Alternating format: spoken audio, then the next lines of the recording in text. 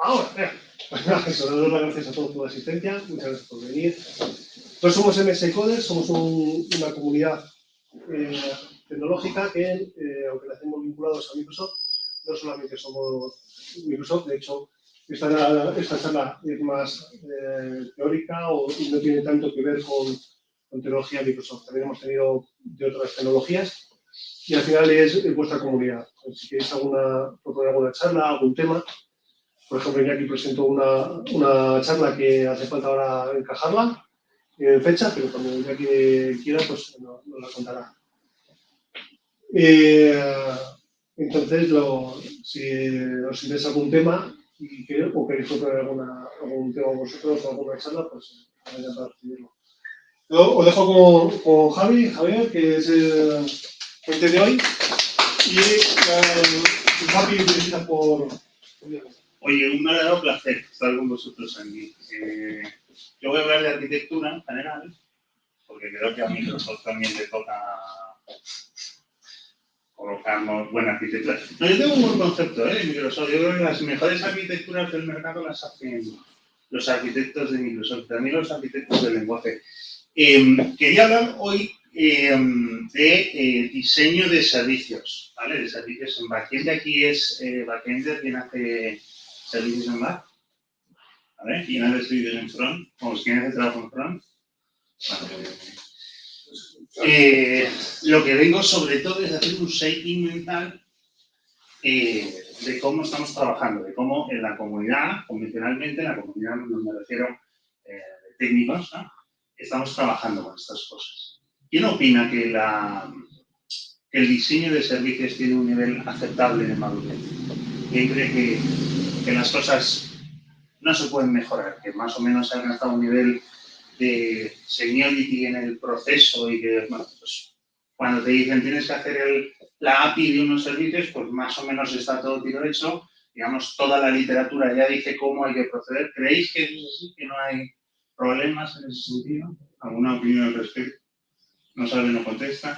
No, o sea, hay muchas carencias. De hecho, las mayores luchas suelen ser en cuanto a dónde aplicar el principio de responsabilidad única. Si aplicas arquitecturas hexagonales y vas segregando demasiado, o arquitecturas más sencillas en las que terminas teniendo cajones de desastre. Vale, yo no voy a tocar esos temas que tienen más que ver con el, déjame decirlo así, extremo del backend, en el sentido, si es que esa expresión tiene algo de sentido, quiero decir, si tú te sumerges, digamos, en toda la parte de back de una aplicación, ahí tiene mucho sentido hablar de distintos tipos de arquitectura, ¿no? Tú has hablado de las hexagonales y de las, bueno, todas estas, ¿no? De las Onion Architectures y demás que están ahora muy en boga, y hay otras. Yo básicamente lo que quiero es hablar de la parte más de interlocución entre el cliente y el servidor. Yo vengo a hablar de cómo se deben diseñar, o si quieres hacer una crítica, de cómo estamos haciendo el diseño de APIs en relación a esos procesos de comunicación soportados por HTTP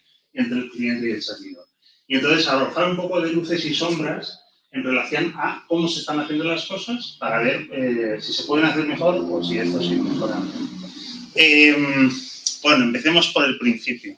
Algo que no os extrañará a nadie es que los procesos de comunicación entre cliente y servidor son eso, entre cliente y servidor. Una arquitectura donde en el cliente tenemos típicamente un browser y en el servidor pues tenemos una colección de endpoints que pueden ser atacados a través de los verbos de acción que, digamos, estandariza, ¿no? El protocolo de HTTP, get, post, put y delete, ¿vale?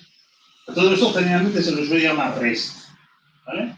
Veremos que hay otra forma de hacer las cosas y que el REST es solo un modelo entre los que hay y que además es pretendidamente mejorable. Quiero llegar a ahí las cosas. Esta diapositiva lo que pretendía representar es un poco lo que en el año, bueno, como tarde 1995, Tim Berners-Lee, al idear la web y al idear el HTML5 y todos estos modelos de comunicación, tenía en la cabeza. Él pensaba en un protocolo sencillo de comunicación que, bueno, basado en texto, sin estado, ahora discutiremos exactamente qué es eso, porque hay mucho misunderstanding en este sentido, y básicamente el propósito era, bueno, transferir unos documentos, ¿no?, escritos en HTML que fueran autonavegables, autodescubribles, etcétera. Hiper sencillo, ¿no? Para sus necesidades, que a la sazón era investigador no sé dónde trabajaba, no sé si era en el MIT, pues era suficiente, porque lo único que quería era una web, decía él, y además hay citas célebres suyas, hiperconectada de hiperenlaces contextuales, lo que hace bastantes años se llamó hipermedia y todas esas cosas. Yo creo que esa terminología ya ha venido cayendo en desuso. Sin embargo, los años corrieron, ¿no? Y entonces otros autores, entre ellos a mí el que más me gusta es Thomas Earle, por ejemplo. ¿No sabéis quién es Thomas Earle? Thomas Earle es un tío que se escribió toda una literatura, me parece que son 11 tomos los que tiene, 11 libros, en relación a cómo hacer las arquitecturas orientadas a servicios, que allá por el año 2010, 2011 se pusieron muy de moda. Ahora ya pues SOA está un poco más de capa caída, incluso se le ha hecho la crítica malentendida. Luego, si queréis, pues, discutimos eso. Pero básicamente este tío lo que decía es, sabes que mi negocio, a mí me hace mucha gracia, no lo decía así tan brocamente, pero digo, mi negocio es mucho más complejo que un cliente, un servidor, un protocolo HTTP, unos verbos y unos recursos y enlaces entre ellos. Es decir, yo, en mi negocio, cuando hablo con mis clientes de grandes organizaciones, yo qué sé, un Iberia, un BBVA, un ING, tienen unas complejidades donde ellos hablan de componentes y hablan de reglas de negocio y hablan de estado del negocio y de configuración y de lógica asíncrona en forma de eventos y todas estas cosas. Entonces, el gran problema que había que hacer frente, que había que enfrentar, es cómo mapear toda la complejidad inherente de la izquierda, ¿vale?, bueno, pues en una realidad tan simplista, tan pretendidamente simple, como el modelo de recursos de la derecha, ¿vale? Y entonces, ya digo que esto, pues, bueno, pues por lo menos una fecha, vamos a decir, arranca en el año 2000, más o menos, cuando se empieza a hablar de servicios web. No sé si vosotros lo habéis vivido, pero de hecho, en el año 2001, más o menos, es cuando se empieza a hablar de los web services y el WS Estrella, que, por cierto, fue Microsoft el que arrancó todo este movimiento, que luego, pues, bueno, pues evolucionaría mucho, ¿no? Quiero hacer este recorrido con vosotros, porque creo que es muy interesante, ¿no? Y era básicamente dar una respuesta que dio, pues eso, para mucho hablar y mucha literatura, ríos de tintas, de cómo hacer esa flecha, ¿no?, esa transición de la complejidad de la izquierda a la simplicidad de la derecha. Si nosotros hacemos una reflexión de cuáles son nuestros perímetros de acción, pues esto es verdaderamente sencillo. Quiero decir, si compramos que la comunicación tiene que estar soportada por el protocolo HTTP y que lo que hay es lo que propone Tim Berners-Lee en la web como protocolo de comunicación, yo tengo 4 posibles puntos de ataque. Yo puedo discutir sobre cómo hacer solicitudes a servidor, ¿no? Y podemos discutir cómo se puede hacer un diseño adecuado del servidor, ¿no?, de las requests. Puedo también hacer una discusión acerca de, una vez que ha llegado una solicitud a un endpoint de un servicio, cómo esa acción tiene que operar, qué cosas se tienen que hacer ahí. Se supone que también hay un espacio intermedio donde podemos debatir, ¿no? Oye, pues es mejor idea esto es una mala idea, se debería abandonar esta práctica, etc., ¿no? También una muy interesante, que creo que esta no la hemos resuelto, ahora hablaremos de esto, es cómo se gestiona el estado. Es decir, claro, evidentemente toda acción dentro del servidor genera una transformación que se materializa, se caracteriza, si quieres, por un estado, ¿no? Entonces, ¿cómo se puede gestionar ese estado en una arquitectura que es cliente y servidor, ¿no? Aquí el debate ha estado súper encendido entre aquellos que eran más client-oriented y aquellos que eran más server-oriented, ¿no? Seguro que habéis oído hablar de arquitecturas serverless y que, bueno, en realidad no tienen nada que ver con las arquitecturas lambdas que es que le dan nombres confusos a todos para yo variedad, pero la cosa es, ¿los servicios tienen que tener estado o los servicios no tienen que tener estado? De eso también hablaremos hoy. Y luego, finalmente, la respuesta. Es decir, una vez que yo ya he hecho todo el proceso, me he dado una solicitud, he hecho una acción, he gestionado oportunamente el estado, entonces tengo que emitir una respuesta. Entonces, modular esa respuesta, expresarla con una digamos, anatomía propia de respuesta, pues es también pertinente, ¿vale? O sea que tenemos estos 4 perímetros de acción. Y sobre eso quiero hablar hoy, en el diseño de servicios, ofreceros distintas alternativas, a ver cuáles os resultan familiares y cuáles no, y a ver si veis puntos de mejora en general. Antes de hablar, de presentaros los modelos que os vengo a presentar, quiero caracterizar problemas recurrentes que han venido estando, digamos, en el candelero de la discusión, ¿vale? El primero de ellos es el problema del descubrimiento. Para mí este es el más importante, ¿vale? Supongo que como frontenders o como backenders tenéis claro, tenéis en mente sobre todo el protocolo REST que es el que hacéis, tal. ¿Cómo diríais vosotros, luego volveremos a este tema, pero ¿cómo diríais vosotros que se resuelve el descubrimiento de servicios en REST? Si a vosotros decís, haz una API en el lenguaje que quieras, en C#, sobre no sé qué cosa. ¿Cómo el cliente descubre los servicios? Y de otra manera, los endpoints que has publicado. El Swagger, evidentemente. El Swagger, muy bien, sí señor, a través de documentación. Swagger, o si quieres ser un poco más... Esto es, ¿no? Un poco más full and fresh, ordenado, ¿no? Yo últimamente estoy usando para documentar Bruno, que es un cliente tipo Postman y tienes ahí la colección guardada y te permite incluso meter una batería de pruebas. Vale. ¿Y qué opinión os merece el hecho de que, digamos, a todo el esfuerzo, es que claro, ya si lo presentas esto tiene un poco de tendenciosidad, ¿no? ¿Qué opinión os merece que después de haber hecho toda la API y haber programado toda la API y haber hecho la batería de test, que haber ejecutado, ahora os tenéis que poner a hacer escribas y documentar? ¿Os parece bien? ¿Os parece bien? Bueno, pues esto significa es que en general el descubrimiento de servicios no es una de las cosas mejor conseguidas. Porque cuando yo digo descubrimiento de servicios, en general, cuando uno se refiere al descubrimiento de servicios, nos estamos refiriendo a capacidades, le estamos pidiendo al sistema, al protocolo, HTTP, a la máquina, lo que ideemos, sistemas de autodescubrimiento. Es decir, yo tengo que ser capaz, yo cliente, browser, tengo que ser capaz de saber en todo momento cuáles son los servicios que me ofrece tu servidor, ¿vale? Entonces, eso, REST, ahí, ¿no? También aquí está el debate de cuál es la brecha de seguridad que puede abrir el que tú tengas el modelo completamente, o sea, que tengas todos los servicios expuestos. Si cualquier bueno, expuestos tienen que estar expuestos, porque son públicos y son accesibles, ¿no? Pero conocerlos sin tener una documentación, digamos que se te hace imposible. O sea, tienes que estar ahí haciendo otro... Para eso puedes acceder vía API Management, que te den acceso a portales de desarrollo.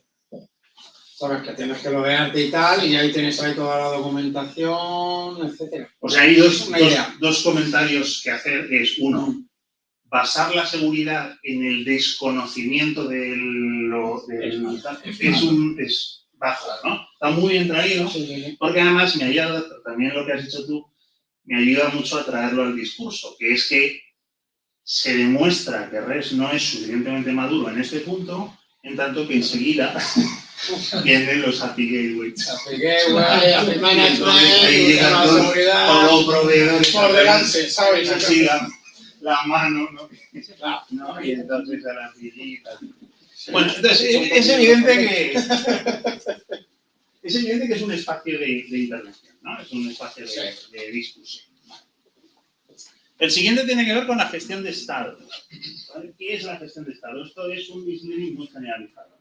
Yo creo que todo el mundo entiende lo que es stateless en general en informática, Se habla también que la programación funcional, por decir que siempre se dice, es stateless, que las funciones son, tienen transferencia referencial, transparencia referencial, sin saber muy bien lo que eso significa, y que entonces intentamos minimizar esto. Esto, insisto, tiene poco que ver, si quieres luego lo discutimos, porque se llama igual, pero tiene poco que ver con el stateless entendido con el movimiento cloud de poner una capa de orquestación de function as a service, ¿no?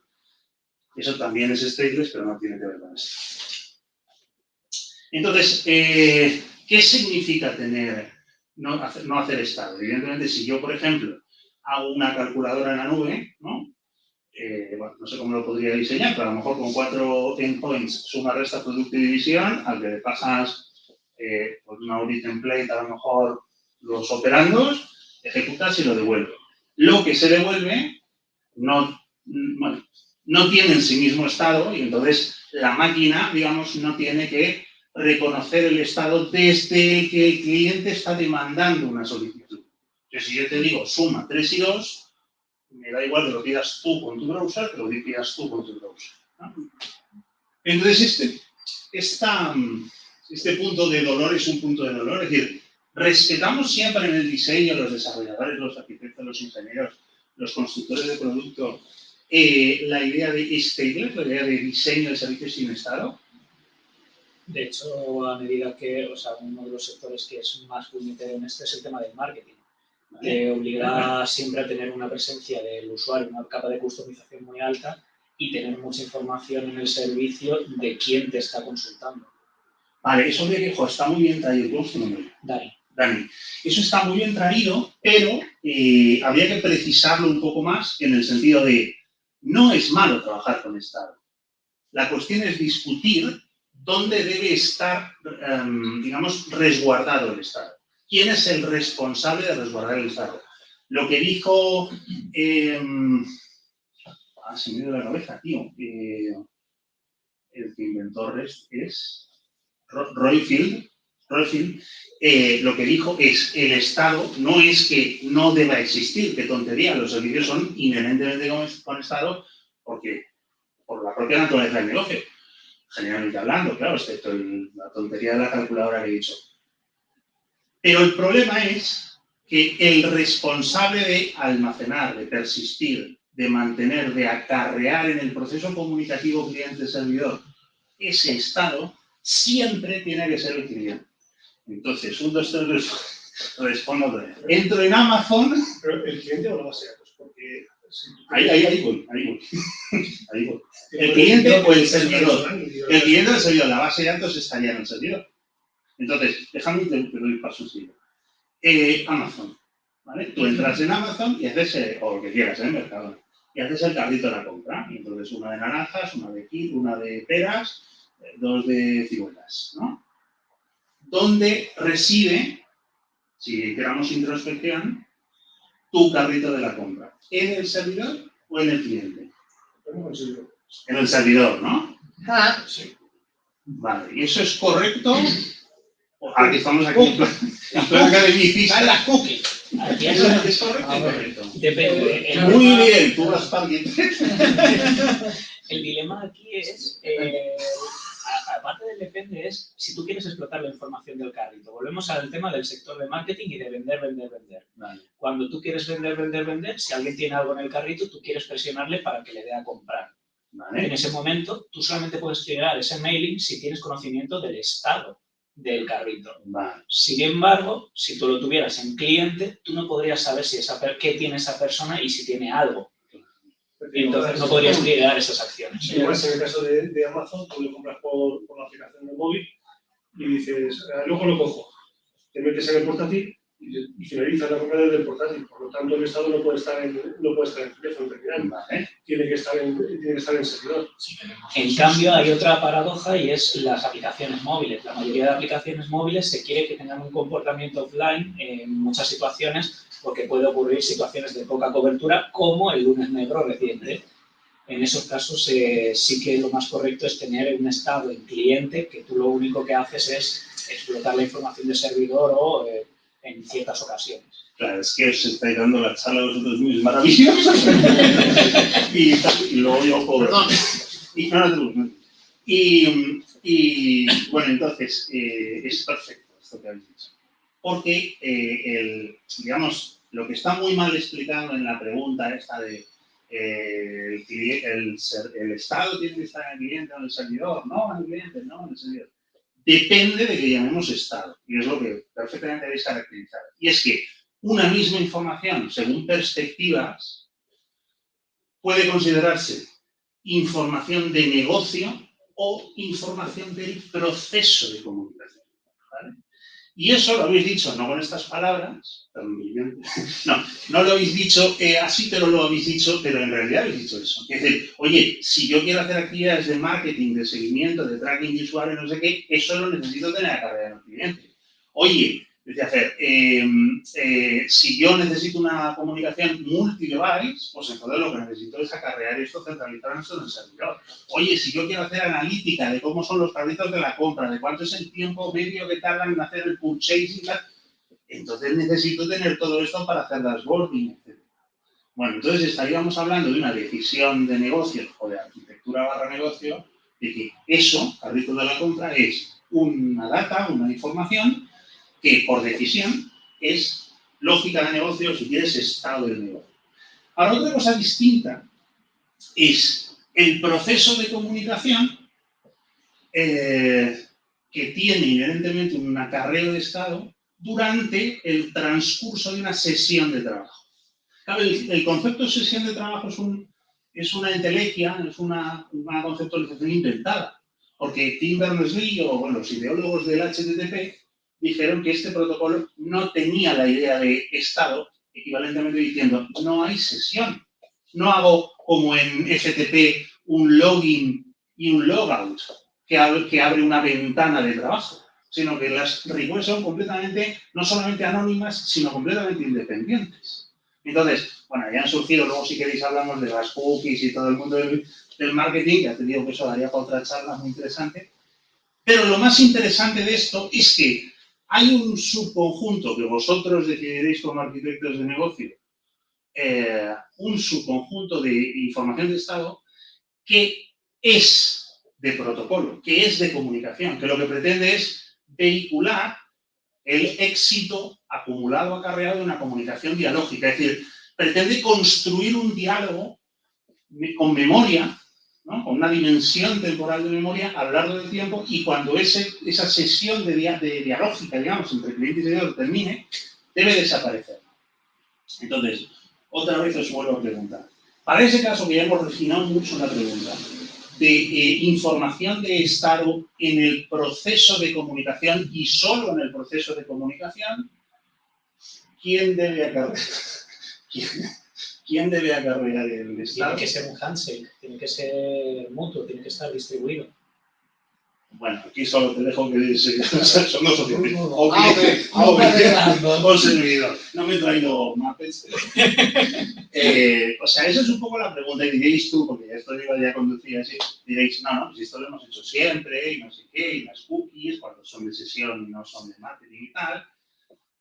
Bueno, pues claro, es que yo no sé si esto lo tiene Microsoft, pero porque no soy .dot, pero, o sea, .net, pero en Java, yo que he sido Java durante muchos años, había un objeto que se llamaba el HTTP Session, que se anclaba con el cliente a través típicamente o de hashing en la URL o a través de una cookie de correlación de sesión, y entonces toda la sesión iba almacenándose en un objeto HTTP Session, que era básicamente un objeto Java de memoria, ¿no? Un hashmap, para que nos entendamos, un map, quiero decir, donde se ha cargado todo esto. ¿Vale? Con lo cual, no, drásticamente no hemos entendido esto, pero lo que a mí más me llama la atención es que no solamente no lo hemos entendido, sino que yo creo que hay ese misleading, aquí cerebro que no, pero ese misleading de que en realidad cuando se habla de estado no solemos saber exactamente a qué nos estamos refiriendo. ¿Vale? Entonces, me refiero a que las APIs deberían idealmente ser sin estado cuando solamente refieren a la comunicación. Entonces, el ejemplo carrito de la compra. Suponiendo que el contenido del carrito de la compra en cada momento no es información de estado por decisión de negocio, entonces ¿cómo debería funcionar una API de carrito de la compra? Pues lo ideal, no, voy a responder yo esta vez. Lo ideal sería, mira, no sé si lo veis aquí, pone un objeto así, stateX, dice, mi estado inicial, servidor, vale, pues digo, mi estado inicial es X. La acción que yo quiero hacer es añadir cerezas, ¿vale? Y te doy aquí la maniobra, ¿no?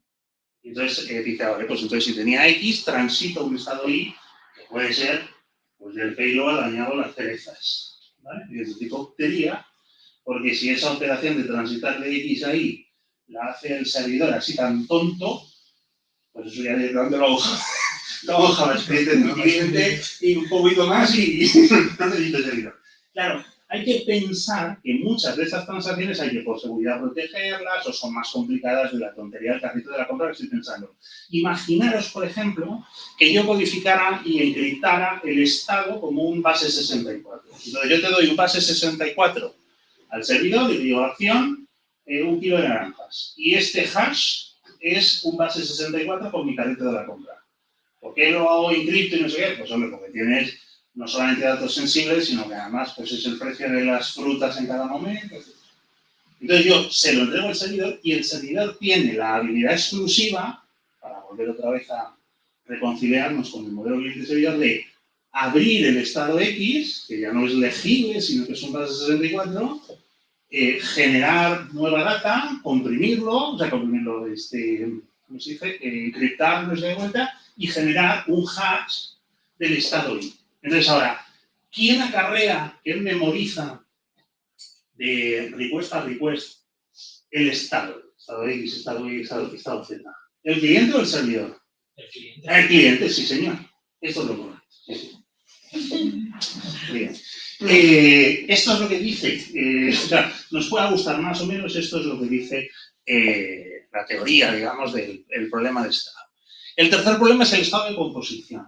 ¿Vale? El estado de composición, aquí un poco lo que decías de los API gateways. El estado de composición no es una cosa que esté claramente resuelta, porque lo que viene ocurriendo básicamente es que yo típicamente tengo una serie de endpoints que lo que voy a querer hacer es combinar, conjugar compositivamente para invocar unos y otros, y eso implica cosas como, por ejemplo, invoco un servicio, si el servicio, bueno, le doy una ventana de tiempo para que responda, si el servicio falla o no falla, pues hay como dos rutas alternativas de comportamiento, si no falla compongo con el siguiente, si falla tengo que emitir una respuesta de fallo, etc. ¿Quién hace eso? Los API Gateways, demostrando que son el complemento perfecto a las deficiencias de este tercer problema, que es el problema de composición. Es decir, idealmente, en un mundo perfecto, idealmente diseñado, de APIs, pues esto lo deberían resolver los propios protocolos. Es decir, si yo tengo un protocolo de comunicación cliente-servidor, lo suyo sería que cualquier composición fuera automática o orientada al automatismo. ¿Vale? Y la adaptación también es una cosa súper importante. Porque como decía Fer, oye, mira, es que resulta que mi aplicación es multidispositivo. Lo ideal es que la respuesta de un servidor fuera lo suficientemente agnóstica de canal, web, mobile, voice, etcétera, etcétera, para que se pudieran hacer interpretaciones lo suficientemente abiertas, ¿no? Flexibles, para adaptar a cualquier canal. Bueno, esto diríais, bueno, ¿qué opináis de esto? Que sí, que no, que tal vez, ¿cómo está esto de maduro en este punto? Yo soy de JavaScript, entonces tengo que usar de todo. O sea, cuando tienes que hacer cliente de Node y tienes que usar la información, ¿vale? Tanto para otra API, tanto para el front, tanto para el móvil, tanto para todo. Y el diseño tiene que ser responsable en función del canal y tienes que poder transcribirlo a audio porque tienes que tener accesibilidad. Ahí tienes que pasar por todo. Claro, entonces, déjame que te acompañe un poco en esto, que es muy interesante. Y tú eres de frontend, una cosa que seguro que contra lo que has luchado es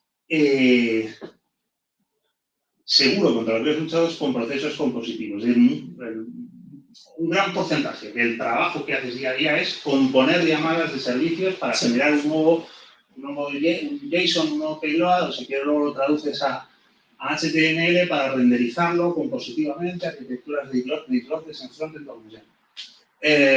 Pero no es la composición. Adaptación significa que tú estás escrupulosamente atento, típicamente en formato de llegada. Es decir, si tú estás haciendo trabajo para Amazon, para el cliente de Amazon, pues entonces tú esperas que te llegue un JSON de un libro. Pero si tú estás haciendo el trabajo para, yo qué sé, ¿para qué? Para hacer la seguridad social, pues entonces a lo mejor lo que esperas es un JSON de un usuario, de un paciente, de un trabajador, ¿no? No tienen nada que ver, son dos JSON que no tienen nada que ver. Por lo tanto, los dos son JSON, como he traído, ¿eh? Los dos son JSON, el lenguaje de base es el mismo, pero no se parecen un huevo a una castaña. Y los han diseñado con exclusiva, o sea, con completa y absoluta libertad los diseñadores de back, sin preocuparte en absoluto. Luego ya tú tienes que entender los payloads y todas estas cosas, si te lo curras, si te lo trabajas. Bueno, y gracias a ello también llegan y te dejas a tu casa. Pero quiero decir que desde el punto de vista tecnológico, lo que estaría guay es que hubiera una universalización de las respuestas. ¿Esto lo creéis viable? Es decir, que todo... Hostia, qué bien esto. O sea, Dani dice que es imposible que se generaran respuestas universales por parte de cualquier servidor. Aquí, a ver, ya entra un factor nuevo y es el tema del uso de IA ya en este punto. No vamos. Si metiéramos, o sea, es verdad que a la hora de interpretar es la única opción que se me ocurre de que es, me da igual lo que me envíes, yo lo digiero. Correcto. Ese es el objetivo. ¿Se puede o no se puede? O sea, sin usar IA, no. Vale. ¿Y qué opina el resto? Depende. Sí. Si no quieres fallar nunca. Estaría reñido con la optimización. Estaría reñido con la optimización. ¿Estáis de acuerdo con Yo eso? Si es muy genérico, necesitas un par al final, si calculas, si es más específico, puedes ir directamente al grano. ¿vale? Si desde back te acoplas si desde front te estás acoplando a la salida de back, obviamente tú estás minimizando la cantidad de información que tienes que escupir. Por tanto, al transmitir menos datos puede ser que sea más eficiente. Pero sin embargo estás perdiendo también Generalidad. esa generalidad que podrías buscar de otra manera. Entonces, ¿es posible o no es posible? Porque Dani ya se ha puesto en el corner izquierdo diciendo que no es posible. Que la inteligencia artificial y los NPCs, etc., vienen a arreglarnos el mundo. ¿Qué opinas de esto? Es posible, yo creo que es posible. ¿Qué es? Tendría un gran trabajo. Desarrollarse, ¿no? A alguien se le podía haber ocurrido. ¿Qué es? Yo, a ver si te he entendido bien, ¿vale? Sé que hay iniciativas, quiero recordar, que estandarizan según qué sectores, ¿vale? Respuestas y llamadas a... por ejemplo, en el dominio de la aviónica, por ejemplo, ¿cómo es tu nombre? Sergio. O Parra.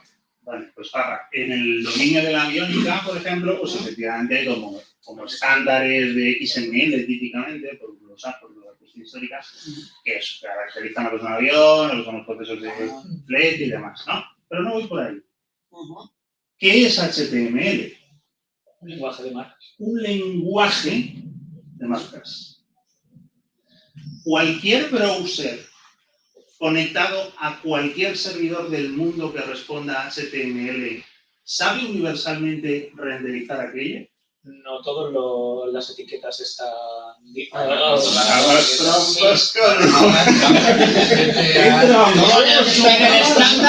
está en el estándar. Le vamos a pensar de políticos. O sea, es que han salido las dos cosas más interesantes. Y es, si los servidores, en lugar de emitir formatos negociados, ¿no? Es decir, JSONs que se pueden incluso registrar en la Diana, con nombres y apellidos, con un mimetipe, digamos, de autor, ¿no? De DVA / factura, yo sé. Si en lugar de hacer eso, utilizáramos lenguajes, entonces cualquier persona, cualquier cliente, cualquier browser podría entender ese lenguaje. Y pongo el ejemplo de HTML porque es que tenemos un lenguaje toda la vida. Lo que ocurre es que ese lenguaje está orientado al renderizado visual. ¿Es esto verdad?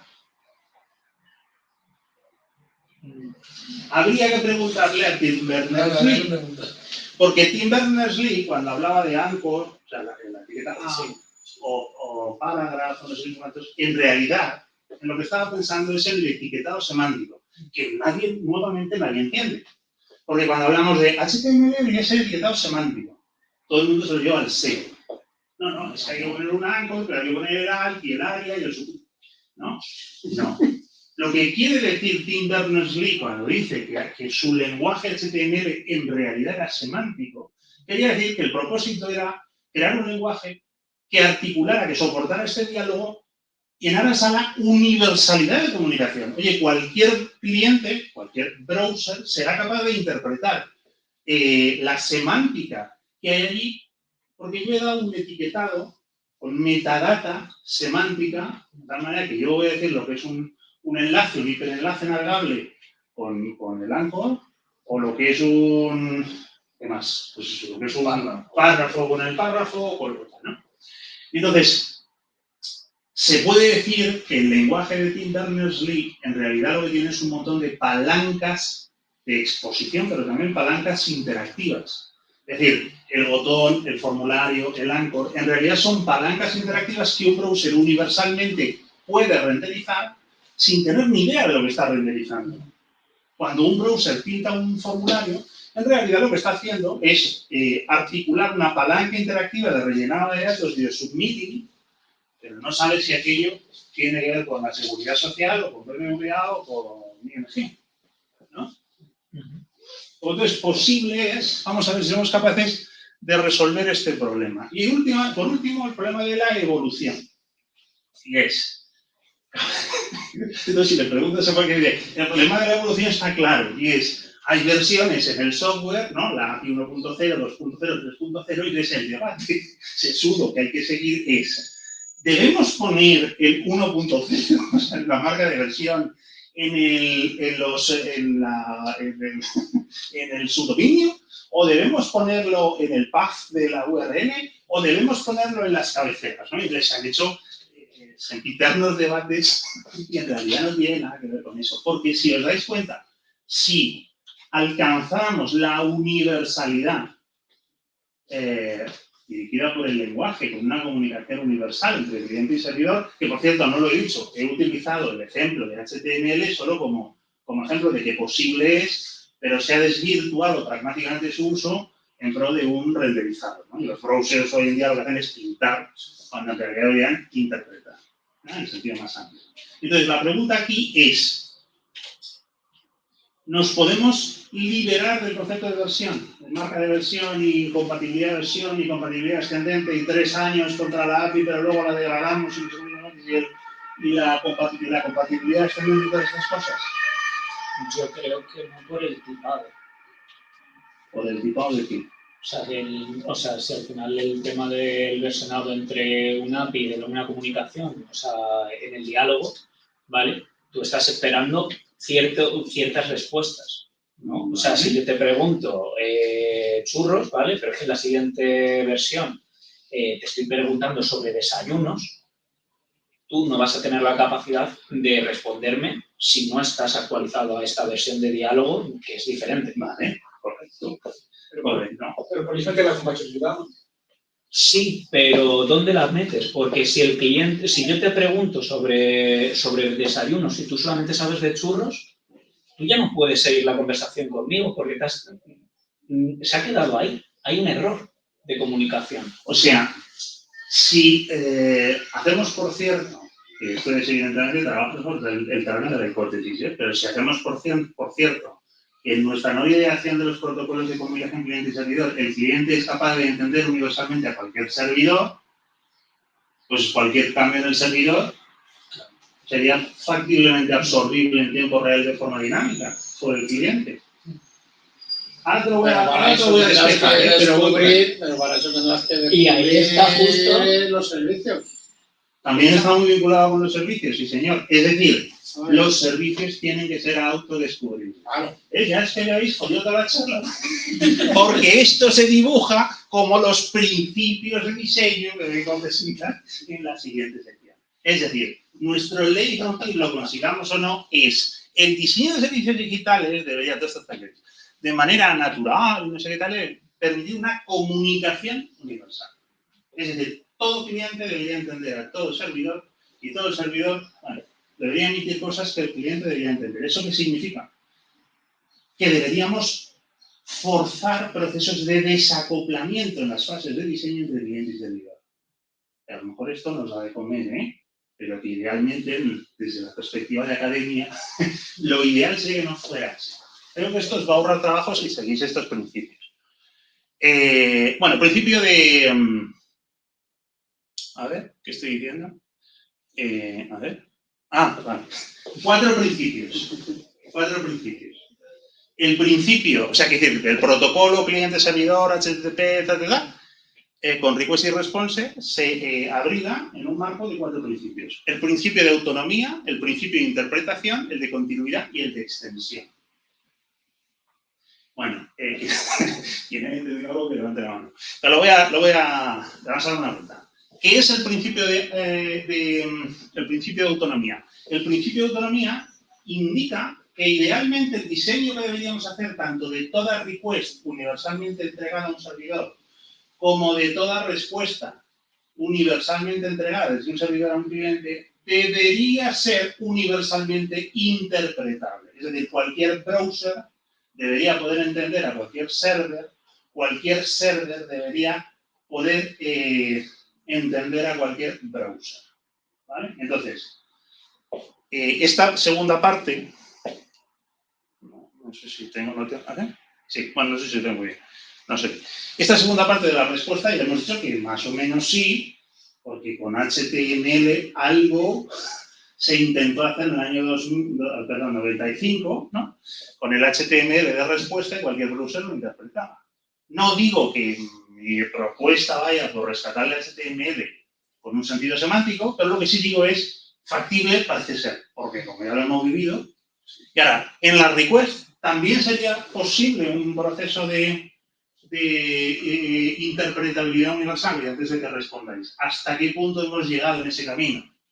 O sea, ¿hasta qué punto los protocolos de comunicación HTTP son universalmente interpretables por el servidor? Bastante alto, todas las peticiones son HTTP. Todas las peticiones son HTTP, solo faltaba.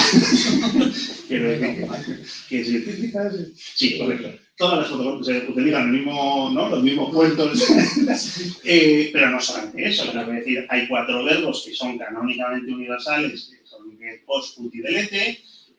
Yo qué sé, hay un estándar para pasar parámetros por get en la propia URL y así, ¿no? Pero es universalmente interpretable, bien hecho. Pero HTTP ya van varias versiones. Vale, bueno, pero eso si quieres hacemos Source Truth de este hecho, porque yo creo que tiene más que ver con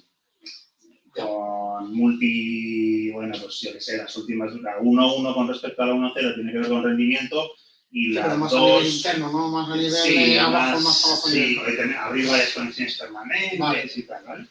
La cuestión es perfecto la comunicación HTTP desde el lado de la request? ¿Por qué no? Dame un ejemplo en el que las requests puedan no ser universalmente interpretables. Tanto la URL como lo que estás pidiendo está acoplado. Está acoplado la URL, bueno, a ti te llega un endpoint, que no sabemos cómo, porque como no está resuelto el descubrimiento, pero te llega una URL, el get, digamos, está resuelto porque, digamos, es canónico como la estructura bien formada de una URL. Pero ¿y el post o el put? El body puede ser cualquier cosa. That's right, no se puede decir mejor. Igual más alto. El body puede ser cualquier cosa. Te vas a inventar un body y el problema es que te lo vas a inventar. Claro. Entonces lo que podrías hacer es por lo menos en el ámbito de tu acción, yo que sé, si tú trabajas, pues eso, ¿no? En tu cliente, en BBVA, en ING, en líneas aéreas, lo que sea, en Iberia, lo que sea, tú puedes, digamos, conformar con tu equipo de arquitectura, oye, todas nuestras APIs a partir de mañana van a tener un payload de post y de put que sigan los estándares suficientemente abiertos, que esto es muy importante, claro. Si tú quieres transmitir un libro, cliente-servidor, o quieres hacer un pedido, o pues en banca hacer lo que sea, pues la estructura anatómica de ese JSON, si es que decidís usar JSON, tiene que ser lo suficientemente abierta como para ofrecer esa universalidad de comunicación. ¿Se entienden los objetivos? Sí, pero lo veo complejo de la decisión. ¿Ves? Pero tienes que sin cobrarte más, te lo voy a ir resolviendo. Es una hostia. Bueno, solamente voy a dar un pequeño adelanto aquí. Y es que sugiero que hagamos una descomposición de los payloads en JSON, tanto de entrada como de salida, en forma de 2 secciones, data y metadata. Por mi conveniencia, porque así lo iremos luego digiriendo mejor, ¿vale? Datos tienen que ver con aquello que directamente está pensado para renderizarse o que forma parte de la solicitud, y metadatos son datos de abrigo, ¿no? Por ejemplo, aquí he puesto que posibles metadatos de abrigo en la request podrían ser la caracterización del estado, que es el base 64 de ese estado del carrito de la compra, pudiera ser metadata, ¿no? O, por ejemplo, el contexto de cuál es tu agente, si lo quieres meter, de cuál es el modo, de cuál es no sé qué. Si defines un estándar, una convención, digamos, organizacional, pues hombre, estaría bien distinguir entre data y data. Bueno, sigo para adelante y me enrollo. El principio de interpretabilidad, esto de interpretación, ¿qué significa esto? Significa que ese diseño que tenemos que hacer de los payloads debería ser universalmente interpretable.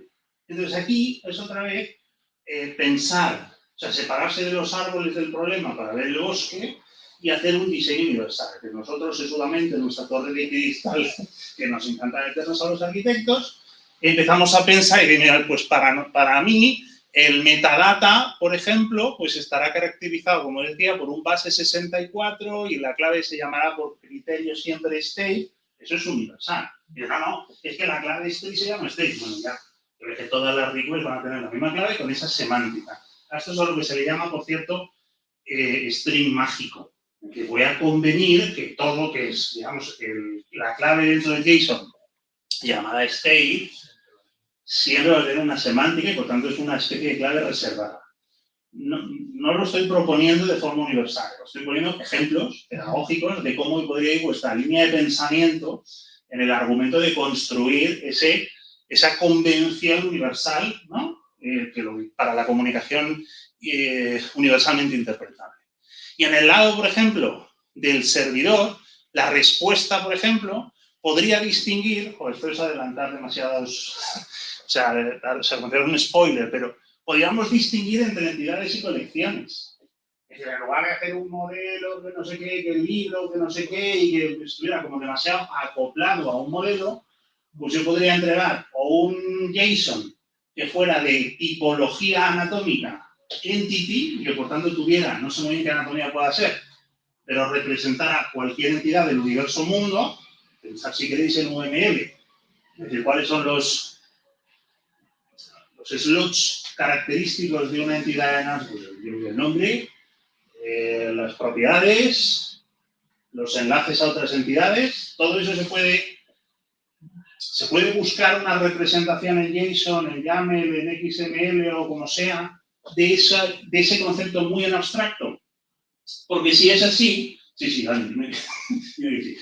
Si es así, pues entonces puedes hacer cualquier aplicación a cualquier negocio del mundo. ¿Vale? Ya, si tienes que hacer Amazon, pues haces con los mismos criterios de diseño general que si tienes que resolver el Corte Inglés o si tienes que resolver con esta genial idea, solo tendrías un método y tu endpoint tendría solo un. Llamarías a un post de. Vale. O Además, tendrías un Pues post sí, que se llama el post universal. Pues eso es la siguiente sección. Es que sois mis alumnos. Sí, efectivamente, voy por ahí. No sé si vamos a acabar ahí, pero está muy bien reto, ¿no? Iñaki, muy bien. No tendrías que tener un get, un post, un put y un delete. Solo con un método ya te valdría. Bueno, ahí va a ir La edición y los parámetros ya los tienes ahí. Por ahí voy a ir seguir avanzando, me parece guay, tío. Bueno, entonces luego lo demás, pues eso, dices, pues eso son las entidades y las colecciones, pues también es la otra realidad. Es decir, tú piensas muy en abstracto en UML, pues lo que no es una entidad es una colección, que es un agregado de colecciones. Si le preferís buscar referencia más próxima en el tiempo de la bibliografía a este tipo de relatos, pues está el, ¿cómo se llama? El DDD, Eric Evans, ¿no? Que te habla de, ¿no? Que un día se despertó, evidentemente no se había leído el proceso unificado, pero dijo que sí lo unió. Entonces copió el proceso unificado, le cambió el nombre a todo, y entonces todo el mundo le hace la obra. Y claro, el pobre Rumbaugh y compañía, pues se han quedado, bueno, perdonadme, que es que a mí me gusta mucho escupir en los zapatos. Bueno, entonces esto es básicamente lo que os propongo, ¿vale? Luego iremos ahondando más en los detalles, pero como filosofía general os parece bien, ¿no? O sea, es más o menos creíble, si queréis medio dogma de fe, medio real, hacer unos esquemas universales, por ejemplo en JSON, de tanto request como response. Venga, principio de continuidad. ¿Qué es el principio de continuidad? Pues el principio de continuidad, idealmente, lo que nos debería decir es, dado el estado en el que yo me encuentro en un momento determinado, cuáles son todos los posibles caminos de continuación en el flujo de estados de mi aplicación, ¿no? O sea, por ejemplo, si yo estoy en Amazon, pues puedo estar comprando libros y no sé qué, o en Mercadona estoy comprando libros, rellenando el carrito de la compra, y en un momento determinado decido darle al botón Purchase. Y entonces me revisa el carrito de la compra, veo que todo está bien y le doy a continuar o a OK, no sé qué. Todo eso, que los marketers llaman journey de navegación o viaje del cliente, pues es en realidad ese flujo de estado, ¿no? Entonces, lo que quiero decir es que lo que sería ideal es que en las respuestas del servidor, en cada momento el servidor dijera, desde este estado que te acabo de retornar, que es, acabo de meter 1 kilo de naranjas en tu cestito de la compra, puedes hacer camino número 1, seguir metiendo cosas en el carrito de la compra. Camino número 2, comprar directamente. Camino número 3, gestionar los productos. Evidentemente, todos esos caminos y diseño de flujo de navegación forma parte del diseño del arquitecto. Es decir, el arquitecto con el negocio decide cómo es el viaje de cliente. Esto es como la hostia, lo de... Esto es la hostia. Sí, pero lo que estás hablando es como el... No sé cómo se pronuncia, Jateoas. Correcto, intermedia, sí. Intermedia. Ahí voy a terminar. Sí. Venga, ya está. Ya no podemos ir. No, pero quiero hacer el repaso por todas porque va a ser muy útil. Me surge aquí una duda. Veo en Collection el Previous y Next, el First y Last como metadatos, pero no los veo en entidad. ¿Es correcto? Sí, correcto. ¿Debería ser así? A ver, es que una colección es paginable. Puedes ir al primero, al último, al next y al previous. Hablamos de la paginación. Pero una entidad que es un usuario no tiene sentido decir el previous y el last. Vale. No, Una colección de usuarios, sí. Estaba entendiendo que ese previous y next eran las acciones que tienes disponibles. Vale, sí, son rutas de navegación. Vale. Te lo voy a ir resolviendo poco a poco, te lo voy a ir dosificando. Vale. Y luego el principio de extensión, bueno, si quieres este está un poco más puesto de rondón, pero la idea es, hombre, deberíamos hacer que los payloads, tanto de request como de response, sean lo suficientemente modulares como para ir incorporando plugins de metadatos. O sea, lo que te quiero decir es que esto también lo discute mucho Fowler, no sé si lo habrás leído, y dice, si tú haces, por ejemplo, un payload binario, tienes un problema porque como cambies la estructura del payload, tienes que recompilar ese binario y los intérpretes o los parsers de ese binario. Ahora, si tú utilizas XML, lo decía hace 10 o 20 años Fowler en su artículo, pues XML tiene una cosa que es maravillosa, que es que aquellos tags que no entienda directamente se los saltan. Esto no va conmigo. A lo mejor con versiones futuras de clientes como yo sí saben interpretar aquello, pero yo no. Y pero no rompen el protocolo.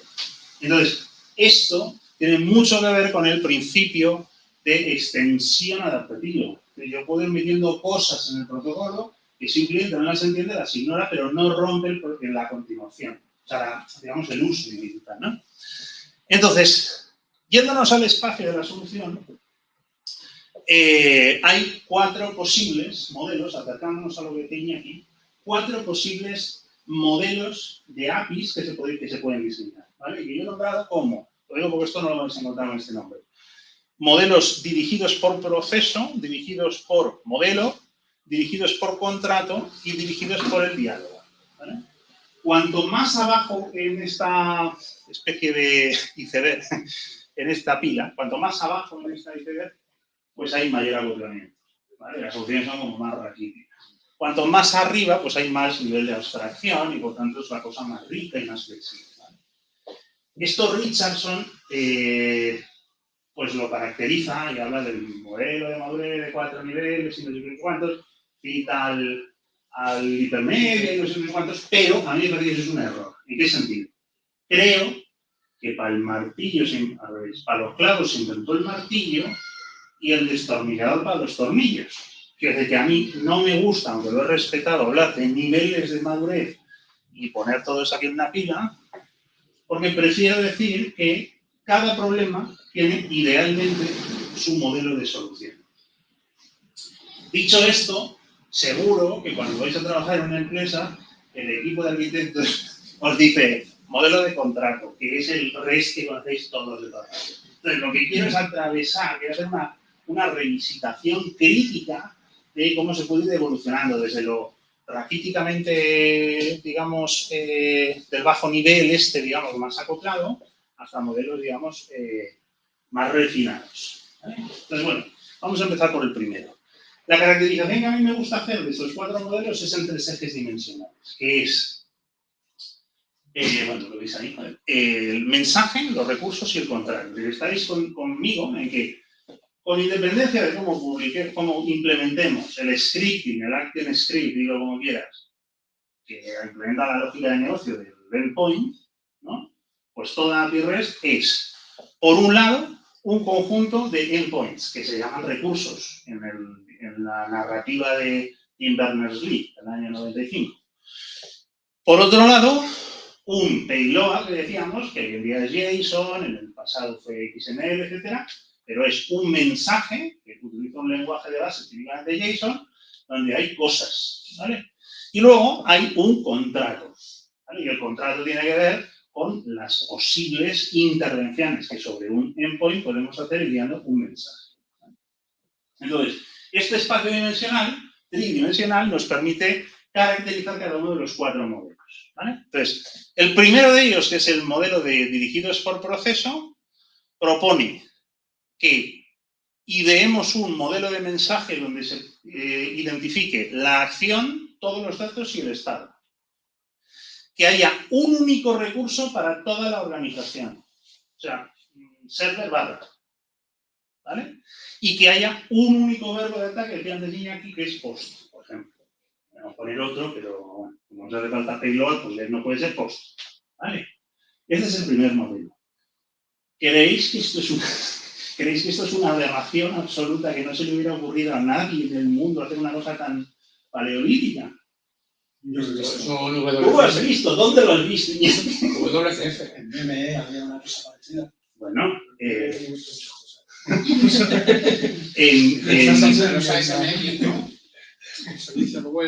es que Microsoft en el año 2001, lo digo, o sea, no en plan coña por hacer la crítica, pero hay que sacarles el sombrero. Pero los que inventaron la que luego se llamaría computación en la nube y los servicios web y tal, empezaron por este modelo. Es decir, los servicios WS estrella eran esencialmente, yo le envío un XML, el mensaje era un XML, donde se indicaba la acción, los datos, los estados, con el SOA, correcto, y entonces enviábamos a barra server, que había un único recurso, porque no se entendía el concepto de recursos, no existe esa idea, y hacíamos post de esto, ¿vale? Entonces, bueno, pues vamos a ver cómo se desarrolla esto. Claro, esto es muy bueno, más que hacerlo en plan crítica y la coña que hacemos, esto es muy bueno para negocios orientados a procesos. Por ejemplo, si yo soy un banco y tengo 4 procesos que son retirada de dinero, conseguir hacer un ingreso, conseguir el balance de cuentas de cómo lo tengo y hacer una transferencia, ¿vale? Con independencia de cuáles sean cada uno de estos 4 boliches o lo que sea, de las tareas internas, yo lo que quiero es, para este problema en concreto, es arrancar o bien el withdraw, el deposit, el balance o el transfer. Con lo cual, me llega completamente si yo al /bank le hago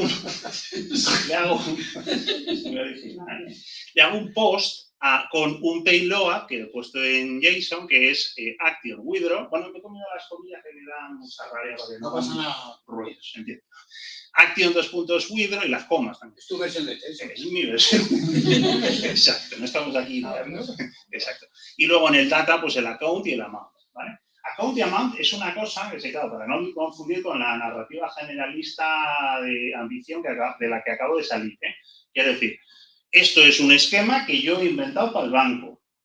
Y para el siguiente cliente no estoy siguiendo los principios que acabo de reclamar. Para el siguiente cliente habrá otros procesos, por lo tanto habrá otros valores, otras acciones y otros datos y no sé qué. ¿Vale? Bueno, entonces aquí pongo en este cuadro para que hagamos una crítica retrospectiva. ¿Cómo veis esto del descubrimiento? Flojo, muy bien. Flojito. Es decir, el cliente tiene muy complicado saber cuáles son los posibles valores, el diccionario de posibles valores vinculados a la acción. Y no voy a decir más, las estructuras de datos, de que hay un data, pues eso también, ¿no? Es decir, eso no queda otra que cablearlo casi en el cliente. Tú que eres HTML vas a tener que trabajar aquí en este punto, o le vas a hacer código acoplado así, ¿no? ¿Vale? ¿Sí? ¿Se entiende esto? ¿Dónde está el estado? Bueno, aquí, si queréis, el estado está en la buena fe, o sea, que asumiendo buena fe del diseño, pues podríamos decir que si hace falta estado, pues podría meterse ahí en esos mecanismos. Que de aquí hay poco que decir, a mi entender, del estado. La composición, adaptación y evolución. Mira, yo, evidentemente,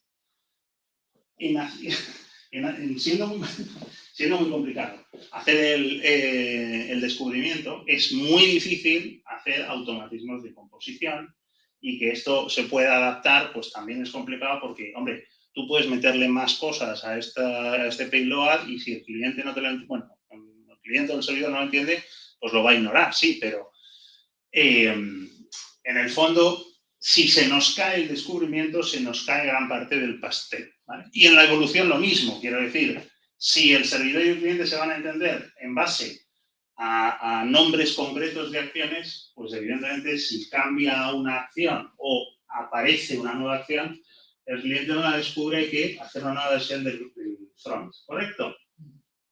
Bueno, pues aquí tenéis un ejemplo de posibles comunicación, cliente-servidor, ¿no? Pues, por ejemplo, hago una acción de withdraw y me devuelve un OK sin más, ¿vale? Para hacer una retirada de $100 en la cuenta corriente BC1234, luego hago un get, perdón, que todo es post, quiero decir, solicito un balance, ¿no? Entonces, fijaos que la semántica de la acción, si es get, post, put y delete, no sé qué, está un poco en la clave mágica balance, ¿no? Entonces, aquí meto solamente el account BC1234 y me devuelve un data que es, pues eso, tienes menos 100 pavos y luego pues hago un depósito y no sé qué, ¿vale? ¿Sí? ¿Se entiende esto? No sin tu comentario. Vale. Siguiente, nivel de madurez 2. Bueno, en realidad se suele llamar 1, porque al primero se le llama 0, pero aquí vamos a redistribuir un poco los elementos. Sobre el mismo eje dimensional, dice, lo que vamos a hacer es, esto ya os va sonando más familiar, seguro. En el mensaje ponemos la acción, los datos y el estado, pero tenemos un endpoint por entidad. ¿Qué cojones? ¿Qué leche? ¿Qué corcholis? es esto de entidad, ¿no? Lo que hasta la fecha, ¿no? Estamos en el 2001, Microsoft ha sacado esto del dobles estrella. ¿Qué es esto de una entidad? ¿No? Y el contrato sigue siendo POST. Esto todavía no es REST, ¿eh? Esto no es lo que hacéis a diario. Entonces, la idea de esto es, asumimos que el modelo de trabajo es tener un modelo de objetos, un UML o dilo como quieras, ¿vale? Aquí en este ejemplo, pues he puesto el típico Amazon, ¿no? Es decir, tienes aquí un store y el store tiene un género de no sé qué, cada género tiene una serie de colecciones y cada colección una serie de libros, ¿no? O un Netflix o lo que te dé la gana. Entonces, si tú quieres comprar un libro, lo que tienes que hacer es, punto número 1, aprenderte un nuevo concepto que le han llamado URI template, que eso no existe, que le preguntas a ¿cómo se llama este? A Tim Berners-Lee lo que es una URI template y convulsiona. ¿Qué dice este tío de URI template? Bueno, pues es esto de intercalar parametría, ¿no? Entre la ruta del path, es decir, Amazon /store y lo que sigue es el identificador de store. En este caso, este ejemplo, 32. ¿Vale? Por eso es una URI template, porque representa una familia potencialmente infinita de posibles valores concretos. Género 12, otro parámetro, el género, colección 34, libro 41. ¿Vale? Ya lo he identificado. Hay infinitas URLs, por lo menos tantos como libros en mi modelo. Llego allí y entonces digo acción purchase, palabra mágica purchase, y el data, ¿no? La tarjeta gráfica, o sea, la tarjeta de crédito y el código de control y no sé qué. ¿Vale? Bueno, esto evidentemente es un poquito más maduro, si queréis ahora lo discutimos, pero tiene un enfoque completamente distinto. Es decir, si tienes procesos, parece que lo que ideó Microsoft en el 21 es lo mejor. Esto, bueno, requiere de una reconceptualización donde todo son entidades y un grafo relacional de entidades. Pues aquí una reflexión antes de irnos a estos 4 puntos, que es, ¿todo el universo mundo se puede modelar en orientación a objetos? Y pregunta número 2. ¿Todo el universo mundo se debe modelar en orientación a objetos? Yo soy muy fan de la orientación a objetos. No, pero es una pregunta pertinente. Yo creo que no se puede. O sea, si modelas todo en objetos, hay ciertas... O sea, modelado objetos respetando los principios SOLID o no respetando los principios SOLID. Respetando los principios SOLID, pero porque los principios SOLID son una patraña del tío Bob. Vale, pues si respetan los principios SOLID, entonces no. Bueno, yo te diría que respetando los principios SOLID sí. Lo que ocurre es que hay trampas de la orientación a objetos, que tampoco me quiero alargar mucho, pero es muy interesante, que desvirtúan la esencia de la orientación a objetos. En la orientación a objetos todas las entidades tienen que ser sustantivos del espacio del problema. Lo que pasa es que los ideólogos, el Meyer y toda esa gente, una cachaza importante, porque cuando tú tienes un verbo, basta que le llames fachada y le pongas un execute y entonces es un sustantivo porque es dicho fachada, no, factoría. ¿No? Entonces ya tienes la factoría, tienes el método create, ¿no? Y entonces ya, o tienes un command. Como tienes un command y tienes el execute, pues entonces ya es un sustantivo, es una realidad del mundo. Eso, perdona, eso es una función de toda la vida. Los funcionalistas hacen las mismas trampas, pero no. Bueno, a lo que yo voy es que, respetaremos la linealidad de modelos 1, 2, 3, 4, pero hay que entender que hay problemas que se prestan más a un modelado entre objetos y hay otros que no. Es decir, pensando desde el punto de vista del diseño de unas APIs, cuando tú tengas el ánimo de hacer un proceso exploratorio secuencial en profundidades en modelos de relación, pues tienes un problema óptimo para nivel 2. ¿Vale? Cuando no, pues probablemente, idealmente por lo menos, desde la perspectiva de la academia, pues no sería lo ideal. Entonces, ¿hay mejor descubrimiento, sí o no? Con respecto al 1, creo que esa está peor. O sea, porque como averiguas tú el URI template. Claro, eso también, ¿no? Claro. En realidad lo respondió tú. A través de una cosa que se llama OpenAPI y no sé qué es más. Pero el descubrimiento es bastante malo pero bueno, por lo menos es verdad que hay un carácter de exploración, ¿no? De continuidad exploratoria, de conexión. El grafo no puede ser disconexo en principio. Por ser generosos vamos a darle un gallifante más a este modelo, pero está bien traído el punto, ¿vale?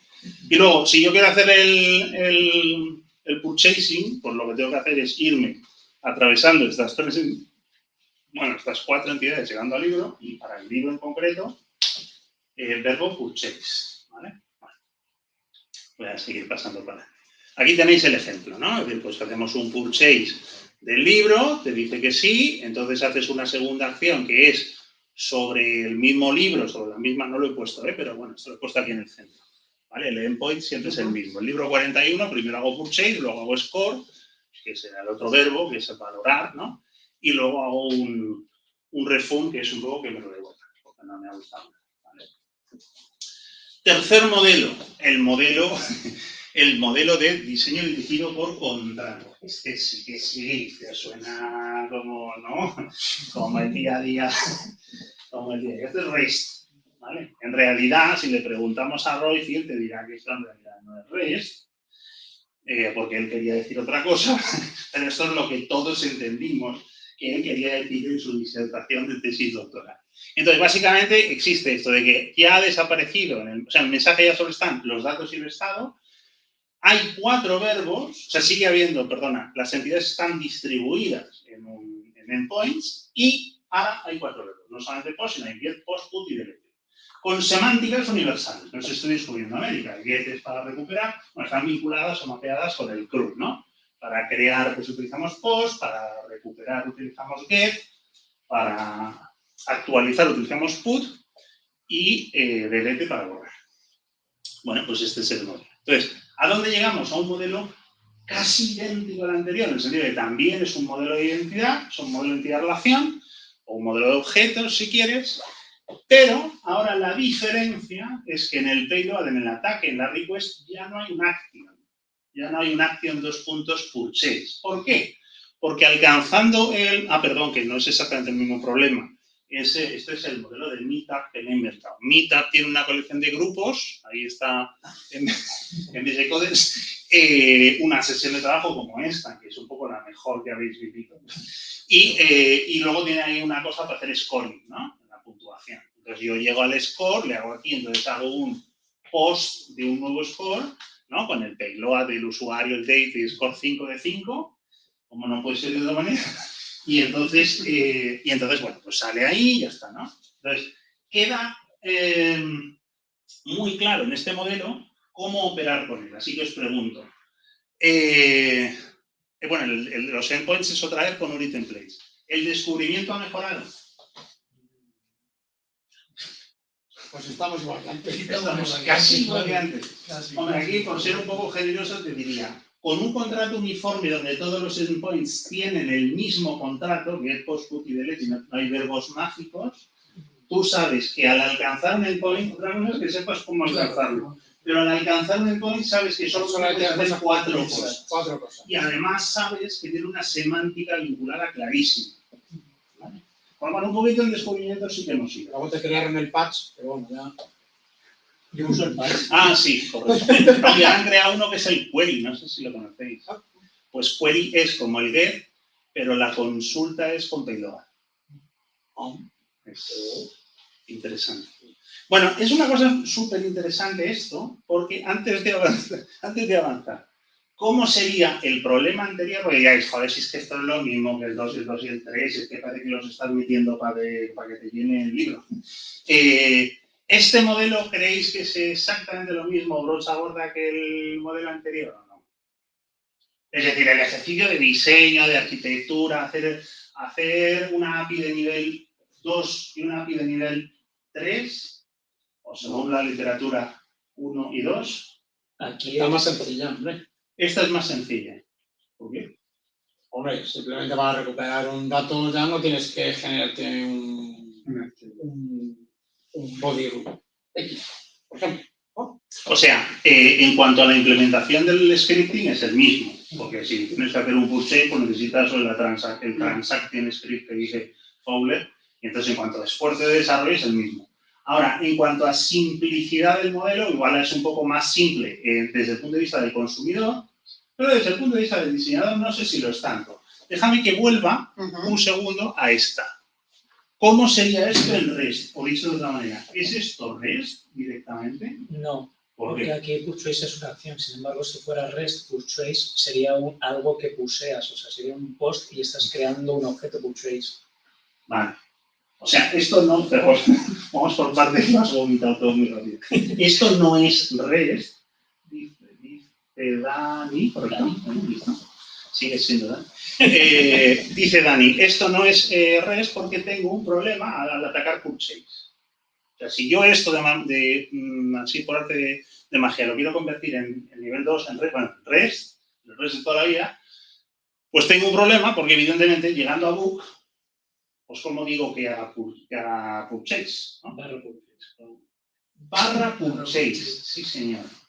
Es decir, en REST, en el nivel siguiente, este modelo suele diseñarse, voy a incorporar yo así entre paréntesis, mal, a través del barra purchase. Es decir, lo que no te cabe en el modelo entidad relación de cadena objetos, lo colocas como verbos, ¿no? Y entonces dices, cuando llegas al book 41, si pones barra purchase y haces post, entonces es que quieres comprar. Barra refund. Y no tendrás, ¿no? Que ni los del caballo de parte. ¿Sí o no? Claro, lo que haría en realidad, que antes le criticábamos, Meyer y compañía, sería, no, mira, ¿vale? Tú lo que tienes que hacerte es sacar de aquí, bueno, el verbo purchase lo sacamos, ¿no? Y entonces lo que hacemos es que sacamos aquí una entidad que sea pedido, ¿no? Y entonces cuando tú navegas a la entidad pedido y haces un post, estás creando un... That's right. Y es una... Se ha hecho la trampa que hacen todos los ingenieros de orientación a objetos, que es que sustantivizas los verbos para que todo te encaje. Pero fijaos qué interesante.